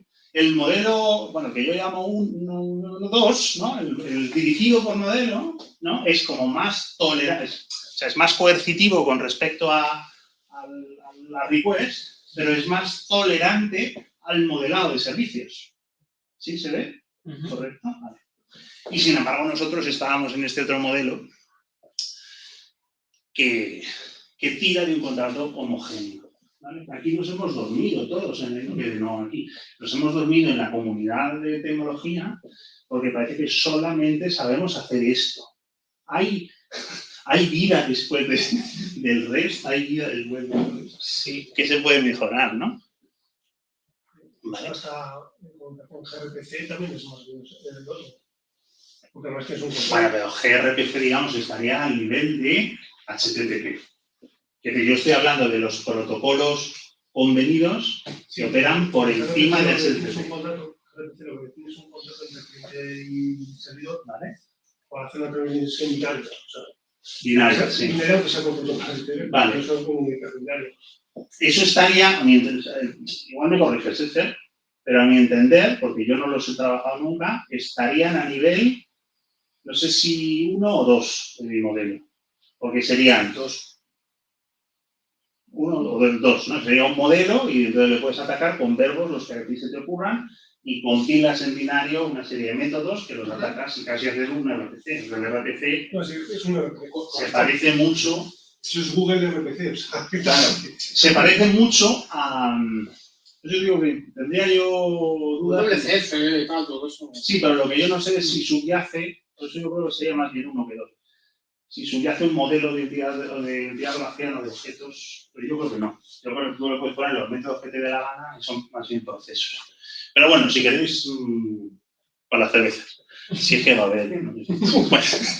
Bueno, terminamos con esto para que lo veáis. Bueno, esto lo conocéis. Quiero decir, yo entro en el grupo de Meetup 12 y entonces hago un... ¿Qué hago? Hago una request, esto no sé ni lo que ha puesto, ¿no? Ser miembro, ¿no? Pues sí, no sé lo que he hecho. Es un post. No, me tengo que dar de alta en el grupo primero, luego me tengo que dar de alta haciendo post en la sesión, correcto como asistente y luego tengo que poner un comentario de que, bueno, es que lo he cambiado en el último momento. Sería barra score. Esto es un typo. Que pone barra comments. Bueno, pues eso es lo que solemos hacer. ¿Hay más después de esto? Sí, señor. Hay un modelo alternativo a este que es el modelo. Este estoy terminando, ¿eh? Fijaos que tiene mensajes. En este modelo voy a poner solo data en los mensajes. Voy a seguir con el modelo, con el contrato get post put y delete, ¿no? Con el soporte get post put y delete. Pero los recursos van a seguir siendo endpoints, claro. O sea, va a haber múltiples endpoints, pero van a representar estados de la aplicación. O sea, no es que yo tenga un modelo de entidades y cada entidad tiene un endpoint, o si quieres un URI template. No. Cada estado de cada estado de navegación en ese viaje del cliente es un endpoint diferente. ¿Vale? Y a esto efectivamente se le llama intermedia, o los que... Bueno, y la TOASS, no sé quién es que le ocurrió el nombre. Bueno, entonces vamos a poner un ejemplo. O sea, olvidémonos de que ahora el problema es una entidad de relación. Ahora es un flujo de navegación, un viaje de clientes y lo como quieras. Yo quiero ir al cine. Y entonces, lo primero que tengo que hacer es seleccionar todos los cines que hay. Por ejemplo, la vaguada. Selecciono la vaguada. Después, veo todas las películas que echan la vaguada. Hay 4 salas, pues en la tercera sala, pues yo qué sé. ¿Vale? Y entonces veo las sesiones. Pues hay sesión de 7, de 9 y de 12. Pues a la sesión golfa, ¿no? Y entonces ahora, los asientos. Pues voy a los asientos y cojo primera fila. ¿Vale? Entonces, tengo un único endpoint o tengo varios. Tengo tantos endpoints, lo vamos a ver ahora, ¿eh? Tengo tantos endpoints como estados o estadios por los que se atraviesa este flujo de navegación. Pero siempre por convenio, que esto es su punto fuerte y su punto débil, siempre por convenio, empiezo por barra finesa, ¿vale? Por el rey. Siempre. ¿Vale? ¿Y si es Yelmo? Pues barra Yelmo. Lo pones en otro más servidor, le cambias el dominio y facturas como si lo hubieras hecho desde cero. Bueno, entonces, aquí tenéis el ejemplo. Esto es muy interesante, ¿eh? De verdad que es muy interesante. Esto lo ha entendido, perdonad la petulancia, ¿eh? Esto lo ha entendido en comunidad muy poca gente, porque está, no por culpa suya, está muy mal explicado. Hay uno que se llama Munsen, que lo evangeliza mucho, pero tiene muchas artes para pensar y muchas pocas para escribir libros. Entonces, ¿qué hacemos? Mira, finesa le hago un get, ¿vale? Esto es por convenio, ¿vale? Es decir, yo lo único que te tengo que decir, fíjate si me he cargado el OpenAPI. Yo lo único que te tengo que comunicar es barra finesa es tu ruta de arranque y a eso le haces un get, siempre. Y entonces, dices, venga, hacemos un get. Y entonces esto te devuelve como el que va al restaurante, ¿no? Le ponen la carta en la mesa y la response es la carta de los platos. ¿Vale? Entonces, ¿qué puedo hacer? Bueno, todo esto que yo estoy poniendo es un poco a buena pluma, pero vosotros pensad que por debajo hay un diseño estratégico que decíamos en el principio de interpretabilidad universal, donde hemos creado un JSON universal que entiende todo el mundo. Entonces, con ese JSON universal que entiende todo el mundo, yo recibo la carta de los platos y me dicen, si quieres ir al cine de la vaguada, he puesto cinema, pero entendéis ya. En el cine de la vaguada tendrías que ir al enlace Cinesa 11. Si quieres ir al de Fuencarral, Cinesa 12, y si quieres ir al de Red, Cinesa 13. ¿Vale? Yo no tengo ni idea de lo que me voy a esperar cuando hago el get de Cinesa, pero tengo una respuesta con claves universales. Todo lo que se llame link, luego lo vamos a precisar en un último ejemplo, pero todo lo que se llame link requiere de hacer un get, sí o sí, por definición semántica, a la URL que hay al otro lado del link. Por lo tanto, ya se navega. Si mañana los de Cinesa crean un cine debajo de casa, pues la respuesta tendrá un enlace más que se llamará no sé qué, con otro link nuevo. El browser universalmente sabe hacer el viaje de navegación guiada. Porque estamos utilizando un lenguaje. No es HTML, porque eso ya lo damos por perdido, pero es la misma idea. ¿Vale? Un poquito de dogma de fe que enseguida... No, es que me lo he encontrado en Salesforce. Las APIs de Salesforce funcionan Son así, ¿no? Bueno, entonces, luego te cuento lo que pasó en Salesforce. Bueno, cuando no estemos... vale, entonces digo, bueno, pues escojo Finesa 12. Fijaos qué interesante. El concepto de un template, tal y como se inventó en los endpoints de los dos modelos anteriores, ¿sigue vigente? A la luz de lo que estáis viendo aquí en estas slides. Si vamos a las últimas a la última parte en la cual tenemos el sí, que sí que tiene ahí un barra, podríamos decir que sí. No te dejes engañar. No me dejo engañar, es una rama.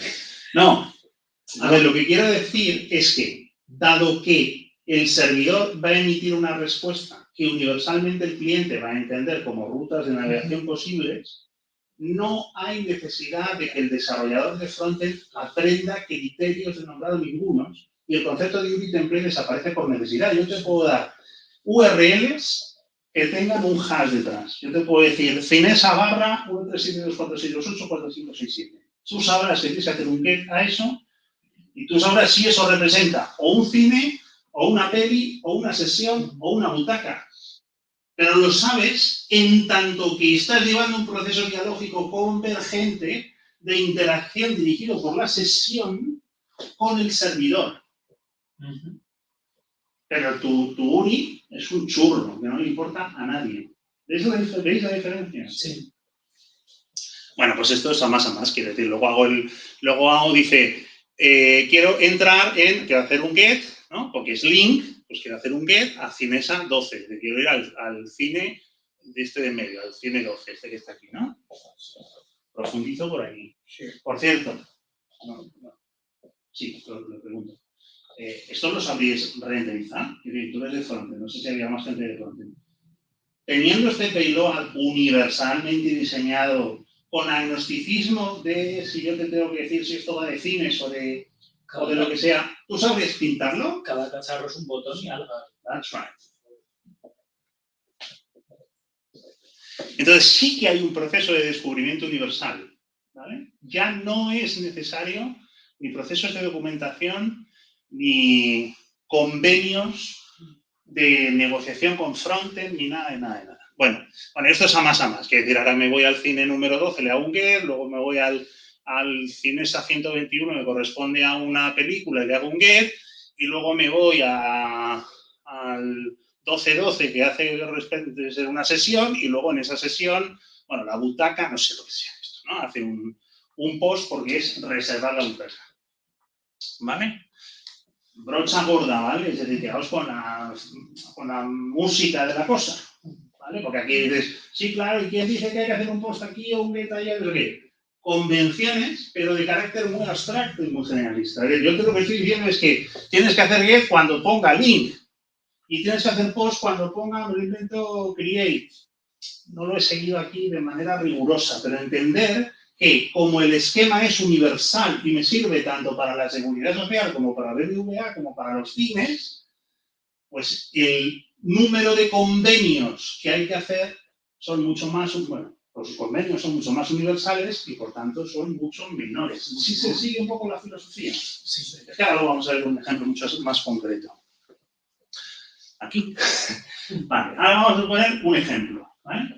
La frase se pone súper interesante y ya no os estoy cobrando, macho. Aquí, vamos este se lo he robado a Fowler, que habla de pedir un appointment, una cita médica en un consultorio médico.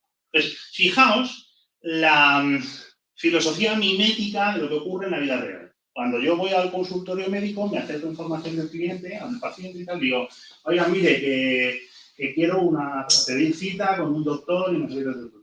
¿No? Y entonces, pues la señorita o el señorito me dice, pues a ver, dígame, no sé qué. ¿No?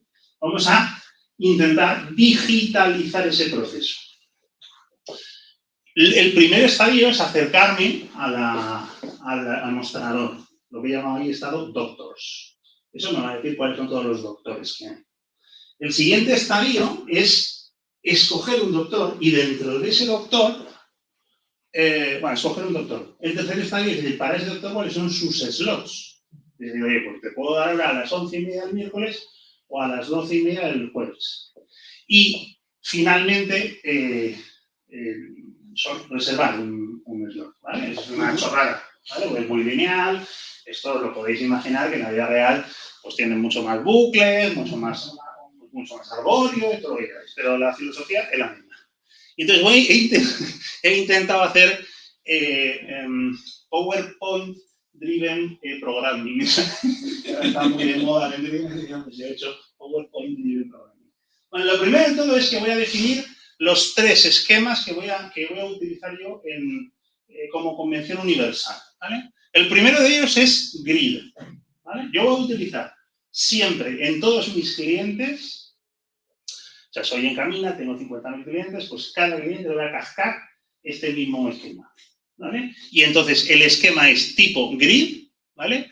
Hay un esquema ahí que es un poco como, imaginaroslo, un JSON esquema que te da la metadata del required sí o no de los datos, de lo que sea, ¿vale? Ya, por conveniencia, no voy a entrar en ello.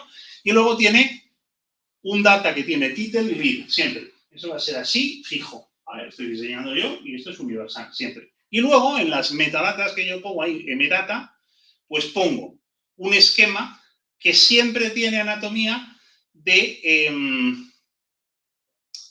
¿de qué?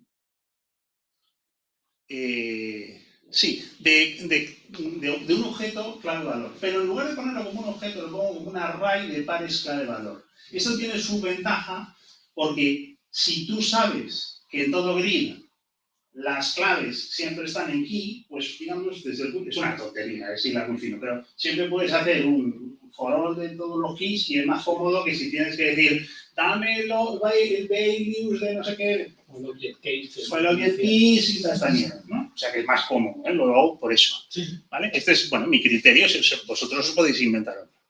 También voy a definir entidades, ¿vale? Una entidad, estamos acabando ya, ¿eh? Entidades. Entonces, una entidad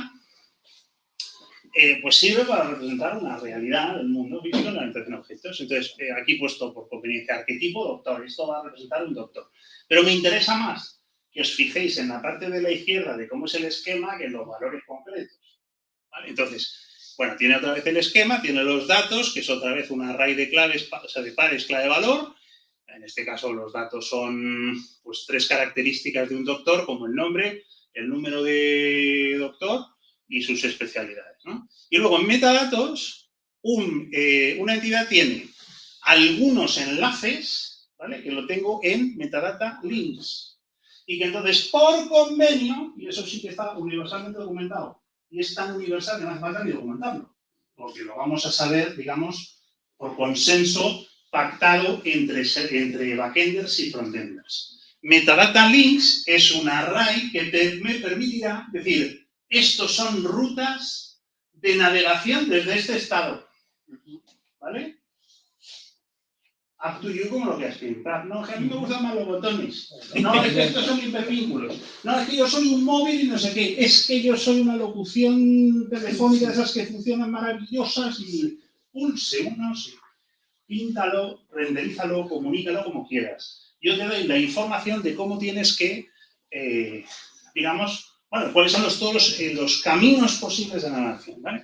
Y luego posibles acciones. Oye, en una entidad puedo hacer una serie de cosas que no sé ni lo que son, ¿vale? Pero que se llaman edit, book y cancel, en este ejemplo, y que tienen aquí una URL. Que he puesto por convenio una cosa que se medio entienda, pero que perfectamente pudieran ser 236456821, 46927 no sé qué, de los links, de las URLs, no tienen por qué ser human readable, ¿vale? Esto me lo vais a perdonar, porque si nos ponemos a programar esto de verdad, pues me diréis, Javi, aquí probablemente en las acciones de tipo cancel de la entidad voy a necesitar saber cómo se levanta el formulario de crear y no sé qué, entonces, ¿cómo lo hacemos? Pero lo que pretendo, te podría responder que a través del esquema, ¿eh? Pero lo que pretendo es que os quedéis con la filosofía del propósito que pretendemos. Y finalmente, la colección. Una colección es Bueno, pues una colección cuyo base puesto es una colección de doctores, esto como si fuera un generics, decía Almoilla, el arquetipo doctor, si no sé qué, el esquema. Tenemos un array de pares clave de valor con todos los doctores. Es un array de arrays porque cada doctor es un array de pares clave de valor y como son muchos doctores, bueno, pues un array de arrays. Y luego los metadatos, pues hay en este ejemplo, convenido entre frontenders y backenders, hay links, filters y acciones. ¿Qué son los links? Pues lo mismo, pero con otras semánticas. Es decir, una colección tiene sentido. El propio self, que no vale ni para nada, pero lo pongo. Self es una redirección a uno mismo, a esta misma entidad me refiero. Back, previous y next, pues hace referencia a la paginación siguiente, no sé qué. Bueno, insisto, que esto es solamente la musiquilla. Y si quieres first y last, o lo que quieras, para poner la paginación abajo, lo que quieras. ¿Cómo lo renderices? Up to you, ¿vale? En filters, pues hombre, si es como una colección, os lo imagináis como la típica lupita donde escribes y te hace el filtrado de las entidades, ¿vale? Entonces, puedo poner filtros de, vamos a suponer, de una sola clave, que es por especialidad o por centro, ¿no? Entonces, cada una de ellas tiene un esquema asociado a saber qué es lo que le tienes que pedir o no sé qué. Bueno, insisto, verlo con un poco de perspectiva y generosidad. Y luego las acciones. Yo puedo hacer el create y el remove, ¿vale? Porque, digamos, para hacer un update o un read, pues ya está la entidad. Vale, brocha gorda. ¿Con esto qué consigo? Pues os voy PowerPoint Oriented Programming. Supongamos que voy a médica, le hago un get, y entonces resulta que me devuelve un type grid. Ya sé que tengo que utilizar el componente 1. Digamos que voy a hacer solo implementar 3 componentes. Y además los voy a usar, se los voy a cascar a todos mis clientes. Componente número 1, un grid, que básicamente lo que hace pues, es un full screen, hablo desde la narrativa de frontend, ¿no? Típicamente son las web. Y entonces pongo como 3 cards o no sé qué, donde básicamente lo que estoy es a ciegas pintando cómo se tienen que llamar los infodoctors y accounts y los links a dónde tienen que dirigir cada card. Bueno, he incluido ahí un icon para que me encaje un poco todo. Pero bueno, básicamente es muy metadata oriented, ¿vale? Pincho en doctores, ¿vale? Eso significa hacer un get a doctors. Eso es lo que tiene que estar codificado en el frontend. Entonces, eso es básicamente hacer un get, ¿vale? Entonces, hago el get al 2, 3, 9, 8, 5, 6, que como veis aquí corresponde con, no veo nada, con doctors. Bueno, no sé si está. Ah, sí. Quiero decir, hago get al 6, 5, no sé qué, pero, bueno, yo creo que esto es un error. La cuestión, me estáis entendiendo. Sí. Vale. Y entonces responde con una colección que es la colección de doctores. Entonces esto yo no sé si va de doctores o de vuelos o de plantas colágenas. Yo lo que sí sé es que como es una colección tengo un componente que he implementado una sola vez en la vida que con todos estos metadatos se hace. Vigiladme, vosotros miráis en el lado derecho, ¿no?, del esquema, y me decís si desde frontend sabéis pintar lo que veis en la izquierda. Sé ponerle título doctors, sé poner 2 lupas que se llamen, bueno, estos son unos 2 cajas de texto, así con CSS y tal bonito, speciality y center. Y tengo una lista de doctores donde aparece el nombre y la especialidad y al lado los valores, y un hipervínculo en el nombre, ¿vale? Y además a la derecha hay unas papeleras para borrar y tienes los no sé qué y el create y el back. Bueno, aquí estoy omitiendo algunas cosas que si lo hiciéramos seriamente igual habría que generalizar, que es que lo que os decía antes de los plugins de estas soluciones, que es a lo mejor me tendrías que comunicar qué tipo de usuario eres, porque si eres usuario cliente, pues no puedes borrar a un médico. Pero si eres administrador, a lo mejor sí. Aquí, por ejemplo, una cosa que estoy viendo es el remove lo tenemos a nivel de fila, entonces nos tendría que estar viniendo ese remove como una propiedad del data. A ver, ¿cómo? El remove lo tienes a nivel de fila. El remove lo tienes a nivel de fila. Sí, es probable. Sí. No, era para ver si estabas atento. Sí, es probable. Sí, es probable. ¿Sabes qué pasa? Que lo cambio y, bueno, en fin, que sí. Pero bueno, que es gracias los días. Sí. Cuando nos hemos enterado. Vale, nos hemos Está guay. Vale, más. Enseguida vamos acabando. Hacemos un get. Ahora es una entidad y entonces la entidad pues tiene lo que hemos dicho al principio, un data y un metadata y dentro de metadata unos links en continuación y una serie de acciones. Y entonces puedo pintar en una especie de, no sé, un cards, el doctor, el nombre, el número de tal y la especialidad y entonces puedo hacer o reservar en un slot, que es la acción, Slots. Sí, correcto. El links slots, ¿vale? Y luego la acción edit, que otra vez lo mismo. Es decir, se supone que no todo el mundo debería poder hacer esto, le faltan metadatos de quién es el usuario. Bueno, total, que pincho en slot y entonces me devuelve una colección con los slots. Es el mismo componente, no cambia absolutamente nada. Lo que pasa es que cambia un poco los datos. Slot, las fechas, no sé qué, la paginación y el back, ¿vale? Y la anatomía es lo mismo, es links, filters, en este caso no procede tener, entonces es un objeto vacío o un array vacío y las acciones lo mismo, no hay acciones vinculadas, ¿vale? Y cuando pincho en el slot, pues entonces esto es una entidad y entonces otra vez es el mismo componente de entidades, pinta la entidad de slot, le dice que es un slot y pone lo que yo llamo así en cursi, palancas interactivas en función de las acciones y los links de navegación si procede tener. Pincho en book, que es el que aparece aquí como primera opción, y ya está. ¿Vale? Y hemos terminado. ¿Qué significa eso? Yo os vuelvo a preguntar. ¿Es posible crear un proceso de comunicación cliente-servidor universal? De manera que podamos despedir a Dani después de que nos haya hecho los tres, como ya no puedo publicar exactamente, los tres componentes, ¿no? Y entonces ya solamente todo sea dirigido por metadatos, que es una broma, ¿eh? Quiero decirte que había mucho que cervecear en ese sentido. Que no pretende cargarse todo el trabajo de frontend, sino... Hay una serie de problemas, pero ya vienen en el momento en el que tienes un diseñador puntilloso. O sea, yo, por ejemplo, esto sí que lo he usado mucho en diseños para arquitecturas front. Cuando tienes que desarrollar un backend, que puede ser cada uno de su padre y de su madre, y quieres que el backend total realmente se comporte como una entidad viva que puede crecer como un CMS. O sea, y cuando hay un negocio muy volátil que necesita que su backend sea un CMS y que puedas crear entidades nuevas y el front, ese back office, pueda adaptarse, esta es la mejor y prácticamente la única opción. Para otros casos de marketing más concretos, que ya son más guiados por proceso de esto es esto, nos vamos a otro... A ver, hay varias puntualizaciones, exactamente, Dani. A mí me da un poco de urticaria la palabra CMS, porque en el fondo es un término demasiado manido que poca gente entiende, que no me estoy refiriendo a ti, ¿eh? Quiero decir, ¿qué es un CMS?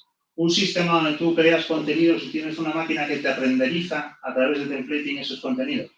Pues eso, perdóname, es absolutamente todo el trabajo de frontend. Sí. Porque quiero decir, una ASP en sentido muy raquítico, entonces es un CMS. Y entonces, como todo se hace con ASPs, pues todos son CMS. ¿A dónde voy con esto? Lo que quiero decir, simplemente es cambiarte la palabra, ¿eh? Yo coincido mucho en la idea de que hay necesidades de, digamos, soluciones muy dinámicamente cambiantes y hay otras que probablemente no. Generalmente los CMS están idealmente vinculados a digamos, a entrega de contenidos muy estáticos. Y tienes el site y la página web, etc. Pero esto que se ha venido a presentar está más vinculado a SPAs, a Single Page Applications, que tú puedes montar con un JavaScript rico y nutrido y puedes hacer procesos exploratorios de una web y delegar gran parte de la responsabilidad en que el cliente interprete explorativamente el backend y entonces el backend pueda cambiar con libertad, ¿no? Y lo que decíamos, ¿no? interpretabilidad universal, versionado, desacoplamiento entre cliente y servidor, etcétera, etcétera. Entonces yo creo que tiene mucho sentido. La otra cosa que te quería comentar, que también es muy pertinente. Claro, esto lo que hace es generar 3 vistas para pintar cualquier cosa. Y entonces dices, hombre, no sé si a los de Coca-Cola, que se gana la vida de la imagen, o a los de marketing, les vas a convencer con una interfaz casi basada en el botonado. Hay 2 puntos te diría. Uno, hay una especie de esquizofrenia, porque por un lado está ese argumentario del Pixel Perfect y la adaptación universal al cliente, pero por otro lado existe Bootstrap. Y entonces es una cosa como, en fin, no parecía que fueran tan originales los diseños. Y luego, por otro lado, sí que yo he trabajado en esta idea, que eso si queréis otro día, si os animáis, os lo vuelvo a contar, en darle un upgrade a esta charla sobre diseño dirigido por arquetipos. Es decir, si nos ponemos tú y yo a trabajar, a lo mejor surge una colaboración y creamos para distintos arquetipos experienciales muy centrados en UX, ¿vale? Distintos modelos de esta naturaleza, a lo mejor sí podemos hacer factorías de soluciones. Fue mi trabajo durante un tiempo. Pues eso, no, pues está muy bien traído. Por ejemplo, porque ¿sabes qué pasa? Que los arquetipos experienciales no son tantos. O sea, tú tienes, por ejemplo, el Media Center, que es la experiencia interactiva de un Netflix, o tienes, por ejemplo, un dashboarding, que también es muy característico visualmente, pero no tiene nada que ver, o tienes unas consolas de administración como las de Azure, y pues, también habría que montarlas y tal. Para cada uno de ellos yo te propondría, hacemos un modelo hipermedia, estos de este último nivel, y construimos un conjunto de componentes, y entonces lo que tú puedes hacer es una plataforma universal de rendering que, digamos, vía el metadato de cuál es el arquetipo en el que opera en un lapso de tiempo determinado, elige una librería de componentes y opera el renderizado. Pero entonces ya, de alguna manera, tu trabajo, que ahora por decirlo un poco más en serio y que he grabado además, sube de nivel. Porque tú ya no tienes que hacer reproducir constantemente el trabajo de crear una colección y un maestro esclavo, ¿no? Un maestro de detalle y no sé. Y lamentablemente ese fue el puesto, arquitecto front, que era muy... como, es arquitecto y es front. Bueno, no sé si está un poco manido ese concepto, pero yo creo que es muy interesante eso. Es decir, que sería muy interesante hacerlo como propuesta. Es verdad que ahora de repente, pues eso, nos llega la inteligencia artificial que decías tú antes y los MVPs, y ahora todo se hace un poco con la gorra, entonces no sé si el storytelling este de crear componentes por variantes de arquetipos experienciales está un poco inestable en cuanto a la utilidad, pero bueno, sí. Es útil porque en el momento en que tú tienes esa batería de componentes, tú puedes dárselas como herramientas a una solución, ¿no? O sea, incluso una solución IA. Y tú lo único que tienes que hacer es tú, una vez ya tienes tú lo único que tienes que trabajar con la IA es el diálogo. Construyes el diálogo con la IA y una vez ya tienes los componentes, que solamente ahora pinta. Ya hablaremos tú y yo, porque yo estoy persiguiendo eso, pero me falta gente creativa. Vale, guay, o sea, genial. ¿Qué más cosas? Bueno, solo tengo una más, que es, os he hecho este dibujito para que veáis que las slides también tienen color. Entonces, bueno, pues básicamente esto es brocha gorda, los 4 modelos, ¿vale? De abajo arriba, proceso, modelo, contrato, diálogo, como los ejes, digamos, de valoración, descubrimiento, estado, composición, adaptación, evolución, pues progresivamente van creciendo. Yo insisto, soy más de que para el martillo los clavos, no, para el clavo los martillos. El martillo para los clavos, el destornillador para el tornillo. Habéis entendido. Preguntas, dudas, reclamaciones. Hay una cosa que me encontré trabajando justo con el API de Salesforce, es la única con la que he trabajado que funcione por diálogo. Y fue muy chulo porque me llevó a esa labor de estar con el Postman de ir cacharreando, ir persiguiendo, el conocer dónde estaba la entidad e ir tirando del hilo hasta que encuentras lo que necesitas, de una forma muy fluida. Sin embargo, me encontré un problema y es que para algunos diálogos de pronto me llegaba el cliente y me decía, es que has hecho 4 peticiones HTTP. Eso sí. Y de pronto los de Azure nos están diciendo que tenemos que pagar X. Eso sí. No, eso es el hándicap de esto es uno. Bueno, si quieres, dos importantes.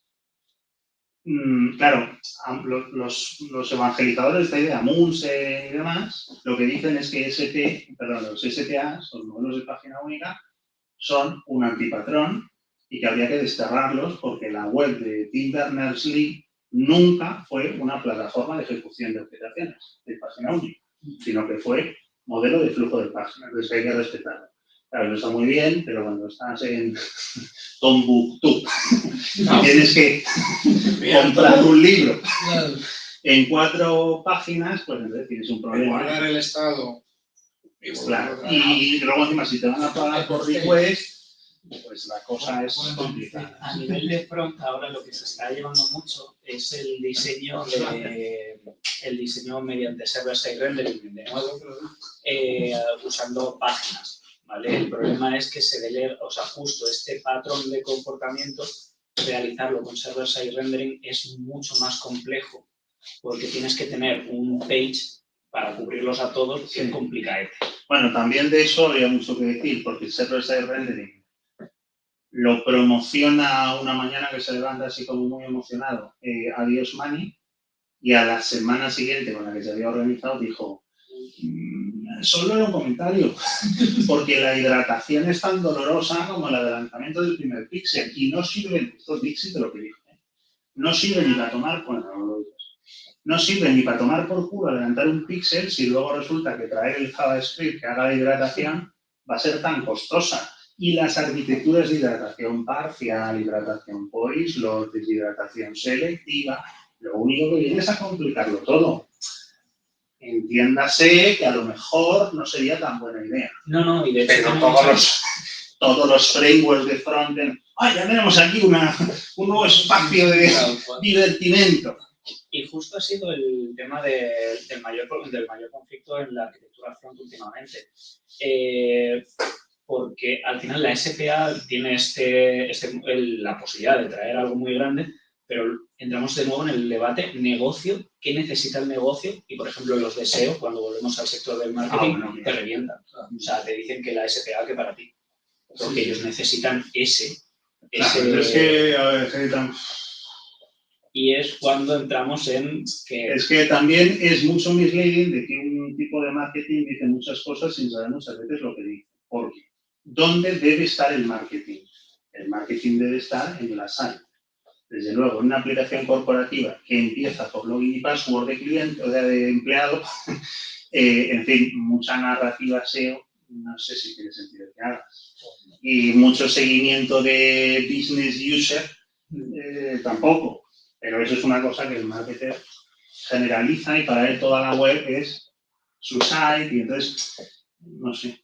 Varía mucho en función del negocio, lo que decíamos, los tornillos. Al final, cuando tú tienes un marketing cuando tú tienes que hacer una solución que es userless, ¿vale? O sea, que la aplicación es para cualquiera y tienes que tener un SEO potente, tiras por ese server-side rendering, cuando no tiras por el otro.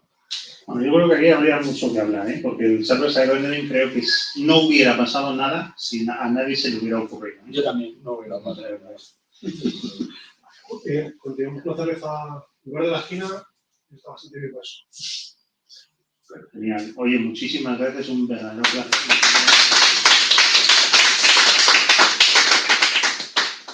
Pues agradecer a Javier su dedicación de charla. Continuamos con la cerveza en lugar de la esquina. Yo sigue grabando. Y si alguno tiene algún tema que proponer o quiere proponer una charla o que busque otro componente para algún tema, como lo dice, Después de esta motivación. Ha estado muy bien, ¿eh? Sí. Vale. Muchas gracias. Muy bien. Muy chulo. Pues muchas gracias, chicos. Sergio, ¿para